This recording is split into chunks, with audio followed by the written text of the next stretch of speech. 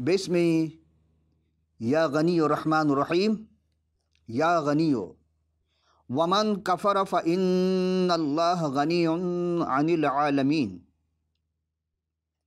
لہ ما فی السماوات وما فی الارض ان اللہ لہو الغنی الحمید۔ صدق غنی الرحمن الرحیم۔ تمام تعریف، تمجید، حمد سے ستائش اس ذات اقدس جو شہنشاہوں کے شہنشاہ، رہنماؤں کے رہنما، مالکوں کے مالک، خالقوں کے خالق، غنیوں کے غنی، رب العالمین کی بارگاہ میں شکر ادا کرتے ہوئے کہ رب پروردگار ہم سب کو ویسا بنا دیجئے جیسا آپ چاہتے ہیں۔ ہمیں ہماری مرضی نہیں بلکہ ہمیں آپ کی مرضی پہ بننا ہے۔ ہم اپنے تمام ناظرین کے لیے برکت چاہتے ہیں خداوند کہ آپ ہر سننے والوں کو برکت عطا کیجیے۔ آپ ہی کے پاک نام کو جلال دیتے ہوئے ایمان بھرے عقیدے سے مانگ لیتے ہیں اور پا لیتے ہیں، آمین۔ عزیزو، آج ہم حقیق عرفان اسماء الحسنی مظہر صفات خداوندی میں جس اسم کا ذکر کر رہے ہیں وہ ہے یا غنیو۔ سب سے پہلے ہم یہ دیکھیں گے فیروز اللغات کے تحت کہ غنی کے کیا معنی ہیں۔ یوں تو قرآن شریف میں 17 مقام پر اور کتاب مقدس میں بھی بے شمار مقام پر آیا ہے، اور صفحہ فیروز اللغات کے صفحہ 918 کے مطابق غنی کے 3 معنی بتائے جا رہے ہیں۔ عربی اور اردو میں مؤنث کے اعتبار سے تونگر، دولت مند، بے نیازی، بے پرواہ یا سخی، اور غنی کے مؤنث کے اعتبار سے ہی عربی اردو میں وہ ہے راگ، نغمہ اور گانا۔ غنائی اعتبار سے یعنی غنا ہی سے نکلا غنی، تو فارسی زبان میں اس کی صفت ہے اور منصوب بغنا یا نغمہ کا یا نغمہ کی، اور غنائیت بھی فارسی اور اردو دونوں میں مستعمل ہے، نغمے کی کیفیت یا موسیقیت۔ اور غنی کے لغوی معنی عربی صفت میں آسودہ، مطمئن، بے نیاز، دولت مند، اور اس کی جمع ہے اغنیا۔ تو آئیے دیکھتے ہیں، ہم نے جو سرنامہ کلام میں قرآن شریف کی جو آیت پیش کی تھی وہ ہے سورہ آل عمران، 4 پارہ ہے اور 3 سورہ، اس کی آیت نمبر 97۔ ومن کفر فإن اللہ غنی عن العالمین۔ جو کوئی کفر کرے تو اللہ سارے جہان کے لیے بے نیاز ہے۔ اور یہ ترجمہ ہے تفسیر ماجدی، عبد الماجد دریابادی کے صفحہ 180 میں۔ اور دوسرا سورہ ہے کی جو آیت ہم نے پیش کی تھی وہ ہے 17واں پارہ سورہ حج، 22واں سورہ ہے اور آیت نمبر 64۔ لہ ما فی السماوات وما فی الارض ان اللہ هو الغنی الحمید۔ اسی کا ہے جو کچھ آسمانوں میں ہے اور جو کچھ زمین میں ہے، بے شک اللہ ہے اور ہر تعریف ہی اس کا سزاوار ہے۔ یہی چیز ہم جب چلتے ہیں تو دیکھتے ہیں عزیزو، توریت شریف کا پہلا سورہ تکوین عربی زبان میں اور اردو میں پیدائش، اس کے 14ویں رکوع کی 19ویں آیت میں ہے۔ اور یہ آیت جو ہے یہ حضرت ابراہیم اسلام کے بارے میں، جب ملک صدق سالم کا بادشاہ خدا تعالیٰ کا جو کاہن تھا وہ ان کے لیے دسترخوان بچھاتا ہے، تو اس وقت وہ کہتا ہے کہ اور اس نے برکت دے کر کہا کہ خداوند تعالیٰ کی طرف سے جو آسمان اور زمین کا مالک ہے ابراہم مبارک ہو۔ اب ہم دیکھتے ہیں کہ مالک ہونا اور پھر مبارکباد دینا، یہ غنی ہونے سے مالک جو ہے وہی غنی ہو سکتا ہے، نوکر غنی نہیں، مالک غنی ہے، اور مالک جو ہے وہ رب تعالیٰ ہے، باقی سارے اس کے بندے ہیں۔ پھر سوال یہ تھا کہ غنی کے کتنے قسمیں ہیں، اصلی غنی یا نقلی غنی؟ تو بالکل درست ہے کہ اصلی غنی وہ ہے جس کا سب کچھ ہو، یعنی وہ بلا امتیاز سب کو دیتا ہو اور کہتا کسی سے نہیں، جبکہ نقلی غنی جو ہے وہ دوسروں کے مال لے کر اپنے آپ کو غنی کہلواتا ہے۔ دوسروں کا مال لے لیا اور غنی کہلوایا، اور دیتا بھی نہیں اول تو کسی کو، اور اگر کسی کو دیتا بھی ہے تو حساب رکھتا ہے، جبکہ اصلی غنی حساب نہیں رکھتا۔ اصلی غنی کو پرواہ ہی نہیں کہ کوئی اس کا گن گائے یا نہ گائے، لیکن جو نقلی غنی ہے وہ ہر جمع کوشش کرتا ہے کہ دوں کچھ نہ اور لوگ میری تعریف کریں، واہ واہ کرتے جائیں، اور وہ اپنے بدنامی کو چھپانے کے لیے کچھ نہ کچھ ایسے کام کر جاتا ہے جس کی وجہ سے وہ اپنے آپ کو سمجھتا ہے کہ مجھے نیک نامی ملے، اور اپنے عمل کا ڈھڈورا پٹوانا یہ نقلی غنی کا کام ہے۔ اور آسان یہ ہوگا کہ آپ دیکھتے ہیں کہ فی زمانہ اب تو جیسے جیسے سائنس ترقی کر رہی ہے، آپ دنیا میں دیکھ سکتے ہیں کہ اصلی غنی کا کیا کردار ہے اور نقلی غنی کا کیا کردار ہے۔ اصلی غنی سب کچھ دینے کے بعد بھی کسی پر احسان نہیں جتاتا۔ آپ سمجھ گئے نا اصلی غنی کون؟ وہ رب العالمین ہے۔ اتنی ساری چیزیں انسانوں کو دیا لیکن کبھی احسان نہیں جتاتا ہے، اور انسان ایک دوسرے کو دے کر احسان جتاتا ہے۔ یہ نقلی غنی ہے۔ نقلی غنی ایک بار دے دیا تو سینکڑوں جگہ اپنے احسان کا ڈھڈورا پیٹتا ہے، احسان جتاتا ہے، اور دینے والوں کو ذلیل پر پست کر دیتا ہے۔ اب وہ تو دیتا نہیں، اور اس کی مثال ہمارے ملک میں موجود ہے، جہاں قحط سالی ہے، نہ وہاں اناج ہے، نہ پانی ہے، کچھ بھی چیز نہیں، لیکن فوٹو سیشن کے لیے سارے پہنچ جاتے تھے۔ یہ آپ دیکھ چکے ہیں، اور ہم سے بہتر آپ جانتے ہیں۔ اصلی غنی وہ صرف دینا جانتا ہے، لینا نہیں جانتا۔ وہ لیتا نہیں کسی سے، دیتا رہتا ہے۔ اور ایک اور خوبی ہے، نقلی غنی کیا کرتا ہے؟ صرف مانگتا رہتا ہے، اگر نہ دو تو پتہ چل جاتا ہے، یعنی اسے اگر پتہ نہیں چلا، اگر پتہ چل گیا کہ ہاں کسی نے نہیں تو چھین لیتا ہے وہ۔ اور یہی نہیں، اپنے مخالفوں کو روح تک جان تک چھین لیتا ہے، اور بہانے بناتا ہے۔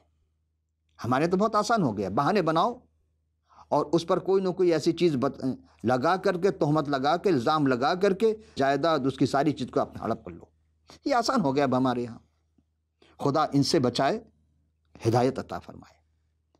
اصلی غنی کو اگر کوئی دے تو وہ بہت خوش ہوتا ہے۔ کیوں؟ وہ کہتا ہے کہ دیکھو میرے بندے نے میرے دیے ہوئے میں سے دیا ہے۔ تو یہ کمال نہیں ہے، لیکن پھر وہ کئی گنا بڑھا کر دیتا ہے۔ یہ اس کی خاص صفت ہے۔ اور بہت سی باتیں ہیں، لیکن نقلی غنی بھی دو قسم کے ہوتے ہیں۔ ایک واقعی اپنے ہے تو نقلی دونوں، لیکن ایک کیا کرتا ہے، وہ اس کی جھلک میں دکھا دیا آپ کو کہ اس میں فرعون ہے، نمرود ہے، شداد ہے، حامان ہے، امین ہے، اور پلاتوس ہے، بہت سارے لوگ آئیں گے۔ لیکن جو ان نقلی غنی میں سے جو دوسرا ہے، وہ کہتا ہے نہیں، یہ خدا کا مال ہے۔ اور خدا نے کیا کیا؟ غنی جو اصلی غنی کا عکس ہے، اس کا بھی تذکرہ کرتے چلیں۔ دراصل یہ تین قسم کے لوگ ہوتے ہیں، ایک ذہنی غنی، ایک مالی غنی، ایک جان کا غنی۔ اب آپ سوچیں وہ کیسے؟ یعنی کہ ذہن میں سوچا ہوا غنی کہ وہ بتائے گا کسی کو نہیں، لیکن ذہن میں ہے کہ خدا کی دی ہوئی صلاحیت کو بروئے کار لاتے ہوئے جو ہو سکتا ہے ہم خدمت کریں گے، اور اپنے ذہن کو درست استعمال کرتا ہے۔ یہ ہے تو نقلی، لیکن یہ شکر گزاری کے ساتھ چلتا ہے، اور اپنے آپ کو کلام مقدس کے اعتبار سے آراستہ کرتا ہے۔ انسان ہے، خطا کا پتلا، کہیں نہ غلطی ہوتی ہے، لیکن وہ اپنے آپ کو سدھارنے کی کوشش کرتا ہے۔ اور کلام مقدس کو جو خدا تعالیٰ کی طرف سے بہت بڑی نعمت ہے، وہ جانتا ہے کہ ہاں خدا ہی کی دی ہوئی ہے۔ جو خدا تعالیٰ کی سب سے بڑی نعمت ہے، وہ جانتا ہے کہ یہ نعمت خدا کی طرف سے عطا کرتا ہے۔ اور ایک اور مثال میں آپ کو حاتم طائی کے دیتا ہوں۔ حاتم طائی کے بہت مشہور واقعہ، بڑا سخی تھا، ایسا غنی تھا کہ ایک رات ایک شب مہمان آئے اس کے گھر پہ کھانے کے لیے۔ کہتے کہ کچھ اس وقت نہیں تھا، تو اس نے اپنے گھوڑے کو ذبح کر کے وہ مہمانوں کے آگے پیش کی۔ جب صبح مہمان نے اپنے آنے کا مقصد بیان کیا کہ حضور آپ تو بڑے ہی سخی ہیں، اور اب سخاوت میں آپ کی کوئی مثال نہیں، لیکن ہم ایک خاص مقصد کے لیے آئے ہیں کہ آپ کے پاس جو وہ قیمتی گھوڑا ہے، نہایت خوبصورت، جو آپ کو سب سے زیادہ پیارا ہے، ہم وہ لینے کے لیے آئے تھے۔ حاتم طائی واقعی بہت سخی، تو اس نے ایک جملہ کہا کہ ہم آپ کی خواہش پوری نہیں کر سکتے۔ آنے والے حیران ہوئے کہ حاتم طائی نے کبھی کسی کو انکار نہیں کیا، آج انکار کے سبب کیا ہے؟ حاتم طائی نے کہا کہ دراصل آپ کے تواضع کے لیے ہمارے پاس کوئی جانور نہیں تھے، تو میں نے اسی جانور کو، اسی گھوڑے کو ذبح کر کے آپ کی مہمان نوازی کی تھی، اسی لیے میں آپ کی خواہش پوری نہیں کر سکتا۔ یہ سورہ گنتی اس کے 14ویں رکوع کی 18ویں آیت میں ہے، سو خداوند کی قدرت کی عظمت تیرے ہی اس قول کے مطابق ظاہر ہو کہ خدا قہر کرنے میں دھیما اور شفقت میں غنی ہے، وہ گناہ اور خطا کو بخش دیتا ہے، لیکن مجرم کو ہرگز بری نہیں کرے گا، کیونکہ وہ باپ دادا کے گناہوں کی سزا اس کی اولاد کی تیسری اور چوتھی پشت تک دیتا ہے۔ زبور نویس حضرت داؤد علیہ السلام کو بہت بڑی مصیبت کا سامنا تھا۔ وہ اس کا بیان تندخو یعنی خوفناک جماعت اور تشدد کرنے والے لوگ انہیں جان مارنے کی دھمکیاں دیتے رہے۔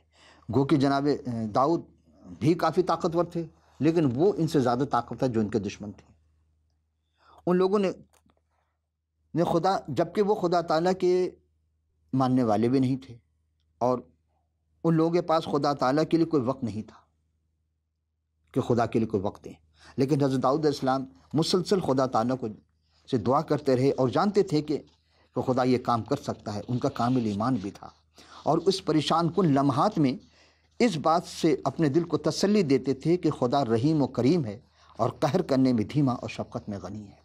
اس لیے خدا سے التجا کرنے میں پر اعتماد تھے کہ رحم کرنے میں اس کی طرف متوجہ ہو، اسے قوت بخشے اور اپنے لونڈی کے بیٹے کو بچا لے۔ عجب جملہ انہوں نے استعمال کیا۔ اصل میں بہت سارے انبیاء جب آئے اس دنیا میں تو وہ خدا کے ایک پیغام تھا، اس کو منادی کرتے رہے۔ آپ سن چکے ہوں گے، میں نے پہلے بھی آپ کی خدمت میں پیش کی، یسائی نبی کا صحیفہ، دوسرے انبیاء، حضرت داؤد علیہ السلام خود زبور شریف میں اس واقعے کو پیش کر چکے ہیں۔ اسی لیے حضرت داؤد علیہ السلام نے جو لفظ استعمال کیا ہے وہ ہے اپنی لونڈی کے بیٹے کے الفاظ۔ مطلب عکس کرتے ہیں کہ یہ ایک ایسا اسلوب بیاں ہے کہ تیری جائیداد جیسا کہ تیری لونڈی کے بیٹے کے لیے معاشرتی تصور تھا۔ اس زبور نویس یعنی حضرت داؤد علیہ السلام حضرت مسیح سلام علیہ سے متعلق جو تصور ان کے پاس تھا، وہ سمجھتے ہیں کہ اس حوالے کے ان کے تعلق وہ بطولہ صدیقہ کنواری حضرت بی بی مریم سلام اللہ علیہ سے متعلق۔ اور پھر یہی نہیں، ہم جب دیکھتے ہیں تو واقعی یہی بات ہے جو عزیزان گرامی، آپ جب غور کریں گے تو تمام انبیاء جو بھی آئے تھے تو وہ سب ایک ہی ہستی کا تذکرہ کرتے تھے، وہ حضرت مسیح سلام علیہ تھے۔ ہم بھی چلتے ہیں توریت شریف کا ایک اور سورہ جو خروج، اس کی 34 باب کی 6 آیت، اور خداوند خدا اس کے آگے سے یہ پکارتا ہوا گزرا کہ خداوند خدا خدائے رحیم اور مہربان، قہر کرنے میں دھیما اور وفا میں غنی ہے۔ یہ واقعہ حضرت موسیٰ علیہ السلام سے متعلق ہے، اور اس کی تشریح کچھ یوں ہے کہ یہ 34ویں رکوع کی جو رکوع ہے 34ویں رکوع اس سورہ کی، اس میں یہ عہد کی تجدید کی جا رہی ہے۔ کہا جاتا ہے کہ کیونکہ خدا تعالیٰ جو اکثر مقام پر یہ کہتا ہے کہ میں ابراہیم کا خدا، میں اسحاق کا خدا، میں یعقوب کا خدا ہوں، تو اسی خدا نے حضرت موسیٰ علیہ السلام کو پھر اکیلے کوہ سینا پر بلایا۔ خدا نے پھر سے اکیلا کیوں بلایا؟ خدا بنی اسرائیل سے خصوصی طور پر بہت محبت، بے انتہا محبت کرتا تھا، اور تو کیا وہ دوسروں سے نہیں کرتا تھا؟ کرتا تو وہ سب سے ہے، سب اس کے بندے ہیں، کیونکہ عبدیت میں تو سب شامل ہیں، لیکن بہتری کا خواہاں خدا سب سے چاہتا ہے جب بھی وہ اپنے دست نورانی سے تحریر کر کے شریعت سے مزین بہترین احکامات قیامت تک آنے والی نسلوں کے لیے حضرت موسیٰ علیہ السلام کو عطا کی تھی۔ اور وہ جو خدا نے اپنے دست قدرت سے لکھا تھا، وہ جب پہاڑ سے اتر کر آئے، یعنی اتر کر جب وہ آئے کوہ سینا سے، تو قوم جو تھی بنی اسرائیل یہ بت پرستی کے شکار ہو گئی، اور بھی بہت سارے گناہ کبیرہ میں شمار ہو گئے، لیکن سب سے بڑا گناہ جو خدا کے نگاہ میں وہ ہے شرک۔ خدا اپنے سوا کسی کو سجدے کی اجازت نہیں دیتا، کسی کے آگے دست درازی کی اجازت نہیں دیتا۔ یہاں بھی وہی تھے، تو جناب موسیٰ علیہ السلام سے اس غصے کی حالت میں وہ تختی انہیں زمین پٹ کی وہ شکستہ ہو گئی تھی۔ پھر وہ اپنی قوم کے لیے دعا مانگتے رہے، مناجات کرتے رہے، گریہ وزاری کرتے رہے۔ پھر خدا نے موسیٰ علیہ السلام سے کہا کہ موسیٰ اب وہ تختی تو خود بنا کر لا۔ تو موسیٰ علیہ السلام نے تختی کو خود بنا کر کے 2 لوحیں جو تھیں وہ لے کر گئے، کیونکہ جو لوحیں تحریر پہلی تھیں وہ خدا نے خود تحریر کی تھی۔ اب خدا باقی چیز آپ کے علم ہے، لیکن ہم یہاں یہ کہنا چاہتے ہیں کہ وہ قوم جو نافرمان ہو گئی تھی، بغاوت مترائی تھی، بت پرستی کا شکار ہو گئی تھی، لیکن خدا مہربان خدا ہے، اور وہ تب خدا نے ان کے گناہ معاف کر دیے۔ اسی لیے اب وہ لوح موسیٰ علیہ السلام خود تیار کر کے لے کر کے جب جا رہے پہنچے وہاں پہ، تو وہ آواز آتی ہے کہ تو خداوند خدا اس کے آگے سے پکارتا ہوا گزرا کہ خداوند خدا خدائے رحیم اور مہربان، قہر کرنے میں دھیما اور وفا میں غنی ہے۔ یہاں پوری انسانیت کو ایک سبق دیا جا رہا ہے، انسانیت کا سبق ہے۔ جو لوگ دولت کے پجاری ہیں، جو اپنے آپ کو غنی تو کہتے ہیں لیکن غنی ہیں نہیں دل کے، دراصل غنی نہیں، وہ انسانیت کے قاتل ہیں۔ تو پھر اصل غنی کون ہے؟ خدا کی نظر میں اصل غنی وہ ہے جو کسی کی خطا کو، لغزش کو، گناہوں کو معاف کر دے، وہی غنی ہے۔ دنیا میں کسی نے ایسا کر کے نہیں دکھایا، اور یہ حقیقت ہے، یہ ایک واقعہ ہے۔ ناظرین، ہم پہلی بار بھی خدمت میں پیش کر چکے، آج پھر آپ کے حافظے کو میں حوالے کر رہا ہوں تاکہ حافظے میں محفوظ ہو جائے، لیکن چونکہ دوسرا عنوان ہے غنی کا، اس لیے اس واقعے میں پیش کرنے پر مجبور ہوں۔ آج بھی آپ بھی دوسروں کی خطائیں معاف کریں۔ آپ جب دوسروں کی خطائیں معاف کریں گے، خدا آپ کی خطاؤں کو معاف کر دے گا، یہ ہے اس کا فیصلہ۔ تو آپ جب اصل غنی کو فالو کریں گے، تابع ہو جائیں گے، تو اصل غنی بھی آپ کو ویسے ہی غنی بنا دے گا۔ تو خدا تعالیٰ نے کہ اس میں صفاتی یا غنیوں کا مظہر بننے کے لیے ہمیں ویسے ہی بننا ہوگا جیسا وہ چاہتا ہے، ہمیں اپنی مرضی سے نہیں۔ ہمیں یہ آغاز اپنے گھر سے کرنی پڑے گی، اپنے پڑوسی کے ساتھ، اپنے محلے میں، اپنے شہر میں، اپنے پورے ملک میں، بلکہ پوری دنیا میں امن ہی امن ہوگا، ورنہ امن نہیں ہو سکتا۔ امن کا نعرہ لگانے سے امن نہیں ہوتا ہے۔ ایک طرف آپ امن کا نعرہ لگائیں اور دوسری طرف ان امن کو برباد کرنے والوں کو کھلی چھٹی دے دیں، یہ امن نہیں ہے، یہ ان نہتے لوگوں کے ساتھ ظلم ہے، اور خدا ظلم کو برداشت نہیں کر سکتا۔ تو خدا چاہتا ہے کہ دنیا میں امن ہو، آپ بھی امن سے رہیں، سب امن سے رہیں، آمین۔ آئیے اب اس غنی کے جو واقعہ مظہر صفات خداوندی میں ہے، وہ ایک 32 سالہ جوان، 32 سے 33 سالہ، بڑا خوبصورت، حسین و جمیل، بے لوث خدمت گزار، بھلا کون نہیں چاہے گا کہ اس سے دوستی کی جائے؟ جس کے پاس ایمان کی ذرا سی رمق تھی تو وہ تمام جاہل، ان پڑھ، نالائق، بے وقوف، ناسمجھ، بیمار، اپاہج، لنگڑے، لولے، اندھے، کوڑھی، بدروح والے سب اس کے پاس آتے تھے، اور جو اپنے آپ کو غرض کے سب پہچان گئے، مگر نہ پہچانے تو وہ جو شرع کے عالم تھے، کہلواتے تھے کہ ہم شرع کے بہت بڑے عالم ہیں، ہم سے زیادہ شرع کون جانتا ہے۔ آج بھی ہم دیکھتے اپنے معاشرے میں اپنے آپ کو شریعت کے ٹھیکیدار بن گئے، لیکن شریعت کا خود پاسدار، خود عمل پیرا نہیں ہوتے ہیں۔ کوئی بھی مقدس مقامات، خدا کا گھر جسے کہا جاتا ہے، وہاں بچے محفوظ نہیں، بچیاں محفوظ نہیں۔ ایسے اس زمانے میں تھے فقیہ و فریسی، اور دوران درس جب بھی وہ ایک عورت کو لے کر آئے کہ ربی یہ رنگے ہاتھوں گناہ پکڑی گئی ہے اور موسوی شریعت کے مطابق اسے سنسار کرنے کا حکم ہے، تو حضور آپ کیا فرماتے ہیں؟ وہ تونگروں کا تونگر، وہ جو شریعتوں کا شریعت بھیجنے والا، وہ سب غیبوں کا غیب جاننے والا، وہ غنیوں کا غنی جو کل عرش پر جانشی تھا، آج وہ فرش پہ بوریا نشی ہے۔ اس نے اپنے انگشت مبار سے کچھ تحریر کرنا شروع کی۔ ان فقیہ فریسیوں نے بار بار اصرار کیا اور اصرار پر تلتے رہے، اور اس غنی کے جملے کو تولنے لگے کہ اب اگر یہ کوئی غلطی کرے گا تو ہم سب گھیر لیں گے اور اسے بھاگنے نہیں دیں گے، کیونکہ وہ سب کے سب مسیح کے دشمن بن گئے تھے۔ اگر یہ شریعت کے خلاف بولا تو اب بچ کر کہیں نہیں جا سکتا۔ بس عزیزو، آپ کھڑے ہوئے اور اپنے زبان اقدس سے ایک جملہ کہا، سر کو جنبش دیتے ہوئے پہلے ان کے دل کی بات کی کہ ٹھیک ہے، لیکن تم میں پہلا پتھر وہ مارے جس نے زندگی میں گناہ نہ کیا ہو۔ اس وقت عزیزو سوچنے کی بات یہ تھی کہ وہ سوچتے، غور کرتے کہ ہاں مسیح نے کیا کہا ہے، کیا فرمایا۔ وہ سب کے سب جو ثناخوان تقدیس تھے، فقیہ اکرام، جو اپنے آپ کو زمانے کے امام سمجھتے تھے، پارسائی کا لبادہ پہن کر کے جو خود کو پارسا کہلوانے والے تھے، آج جب ہم اپنے معاشرے میں نگاہ ڈالتے تو ایسے ہی لوگ نظر آتے ہیں۔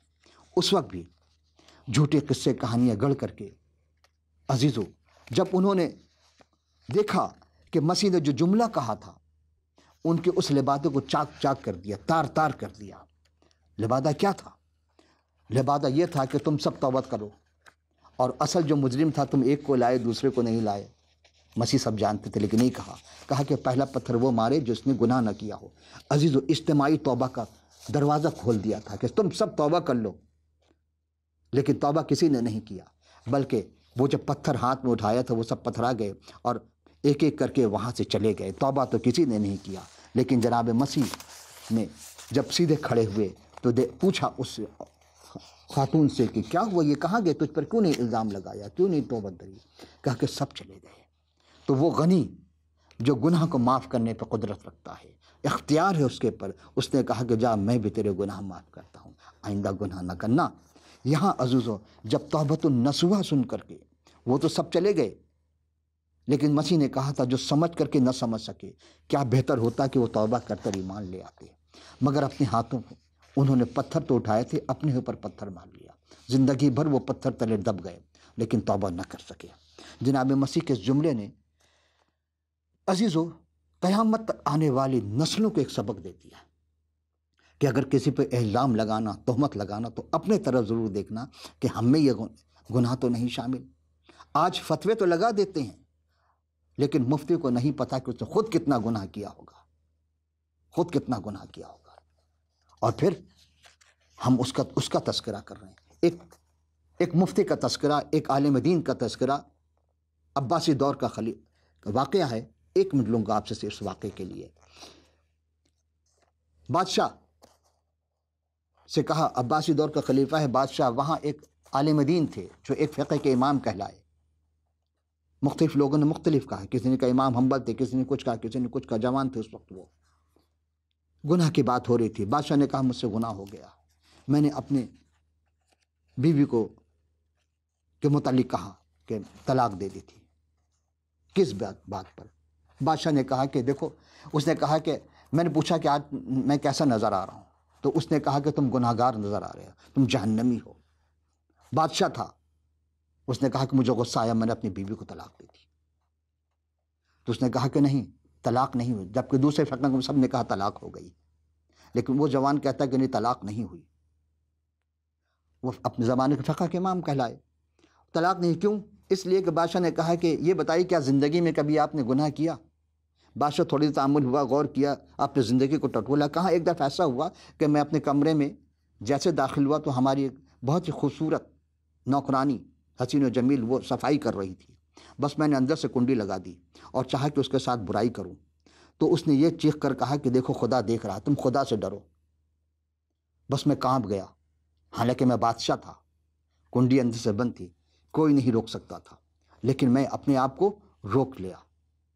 بادشاہ نے تو اس فقہ کے امام نے کہا کہ میں آپ کو یہ ضمانت دیتا ہوں کہ آپ نے گناہ سے توبہ کر لی، آپ نے گناہ نہیں کی، لیکن آپ کو جنت مل جائے گی۔ تو یہ بیوی آپ کی، چونکہ ابھی آپ جہنم میں نہیں ہوئے، کوئی نہیں کہہ سکتا کہ آپ جہنمی ہیں، لہذا طلاق بھی نہیں ہوئی۔ عزیز و غور کرنے کا مقام ہے کہ جناب مسیح اسی چیز کو بتا رہے ہیں کہ غنی کون ہو سکتا ہے۔ گناہ کے لیے سوچنا اور گناہ کے لیے بڑھ جانا یہ گناہ ہو گیا۔ سوچنا گناہ ہے، جناب مسیح نے اس گناہ کے اس پوائنٹ پہ جا کر کہا کہ سوچنا بھی گناہ ہے۔ تو غنی وہ ہے جو سوچ پہ بھی پابندی لگا دے، جو سوچ تک کو جانتا ہو، وہ غنی ہے۔ اور جناب مسیح نے اس خاتون کو بھی معاف کیا، جتنے بھی گناہ مسیح معاف کر، جتنے بھی آئے سب کے گناہ معاف کیا۔ عزیزو یہاں ایک مطلب ہے کہ جو سب چلے گئے، اگر یعنی کہ جتنے بھی تھے سب چلے گئے اس مقام پر، کیونکہ کہنے والا کوئی معمولی شخص نہیں تھا کہ توبہ کر لو۔ آخری جملہ ہے، اب اجازت چاہوں گا، بلکہ جو سب کے سب سے یکتا و یگانہ تھی، جس کی ولادت سب سے معجزانہ، بالکل مختلف، جس کا تمام عالم ہے دیوانہ، وہ ایسا غنی جو نہ مانگے کسی سے 1 آنا یا 2 آنا، بلکہ جو خود ڈھونڈے مفت خدمت کرنے کا بہانہ، وہ جس کا انداز عالمانہ، جس کا گفتار حکیمانہ، جس کا کردار مشفقانہ، جس کا لباس فقیرانہ۔ عزیز و حدیثوں میں لکھا ہے کہ انہی کے قرب قیامت انہی کا ہے آنا، جس کے انتظار میں سب ہے سارا ہے زمانہ، فرض اسی پر سب کو ہے ایمان لانا۔ وآخر الدعوانا، پھر کسی اور نشست میں حاضر ہوں گے، اس وقت کے لیے اجازت، خدا حافظ ناصر۔